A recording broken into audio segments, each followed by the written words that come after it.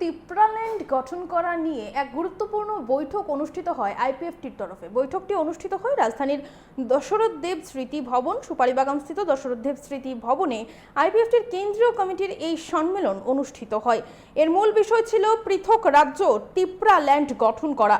এদিনের সম্মেলন উপস্থিত ছিলেন আইপিএফটির সভাপতি প্রেম কুমার রিয়াং, সাধারণ সম্পাদক তথা মন্ত্রী শুক্লাচরণ নোয়াতিয়া, সাধারণ সম্পাদক স্বপন দেববর্মা সহ অন্যান্যরা। দলীয় পতাকা উত্তোলন করে আইপিএফটির সভাপতি প্রেম কুমার রিয়াং ও সংগঠনের প্রতিষ্ঠাতা প্রয়াত মন্ত্রী এনসি দেববর্মার প্রতিকৃতিতে পুষ্পার্ঘ্য অর্পণ ও শ্রদ্ধা জানিয়ে সম্মেলনের সূচনা করা হয়। এদিন সংবাদ মাধ্যমের মুখোমুখি হয়ে সাধারণ সম্পাদক তথা মন্ত্রী শুক্লাচরণ নোয়াতিয়া বলেন, প্রত্যেক বছরে এমসিসির একদিনব্যাপী বৈঠক করা হয়। বৈঠকে এডিসি নির্বাচনের ফলাফল নিয়ে আলোচনার পাশাপাশি আইপিএফটির দলীয় বিভিন্ন বিষয় নিয়ে আলোচনা করা হয়। আমরা শুনবো ঠিক কি জানাচ্ছেন তিনি।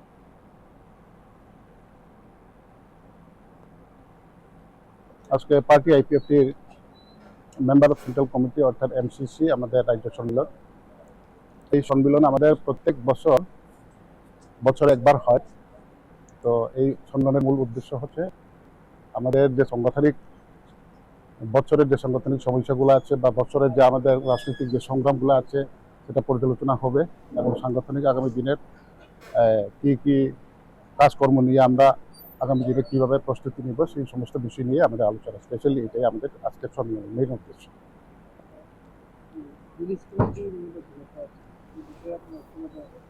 সেটা আমাদের আলোচনার দিন। এখন ভিলেজ কমিটি নির্বাচন তো অবশ্যই হবে। তো সেই নির্বাচনে যে আমরা প্রতিদ্বন্দ্বিতা করবো না সেটা না, প্রতিদ্বন্দ্বিতা করবো, কিন্তু এখনো সরকারের মধ্যে কোনো অ্যানাউন্সমেন্ট হয়নি। কিন্তু আমাদের পার্টির তরফ থেকে আমরা আগামী দিনে এই ভিলেজ কমিটিতে কি সিদ্ধান্ত নেব সেটা আমরা প্রস্তুতিতে আছি এবং আজকে আবার সেটা ভালো একটা আলোচনা হবে। স্বশাসিত জেলা পরিষদ নির্বাচনের পরে আমাদের প্রত্যেক বছরের member of central committee MCC আমাদের কমিটি রয়েছেন রাজ্যভিত্তিক। এই কমিটির আমরা প্রত্যেক বছরে একবার আমাদের কনফারেন্স হয়, আলোচনা হয় সাংগঠনিক বিভিন্ন বিষয় নিয়ে এবং আগামী দিনে আমাদের সংগঠনের রূপরেখা নিয়ে আমরা আলোচনা করে থাকি। এই বছরে আমরা আজকে দিনে আমরা মেম্বার অফ সেন্ট্রাল কমিটি আইপিএফটির আমাদের একদিনব্যাপী এই কনফারেন্স। মূলত আমাদের আজকে আলোচনা হবে স্বশাসিত জেলা পরিষদ নির্বাচনের আমাদের নির্বাচনের ফলাফলের পরে বিভিন্ন আমাদের রিভিউ করা হবে এবং আগামী দিনে আমাদের দলের বিশেষভাবে রাজনীতিগতভাবে আমাদের গণতান্ত্রিক আন্দোলন সেটা আমরা আগামী দিনের জন্য আমরা রূপরেখা তৈরি করা হবে। সেকেন্ডলি হচ্ছে আমাদের প্রত্যেক 3 বছর অন্তর অন্তর আমাদের রাজ্য কমিটি রাজ্য সম্মেলন করা হয়। আমাদের এই বছরে 3 বছর পূর্তি হয়েছে আমাদের কমিটি।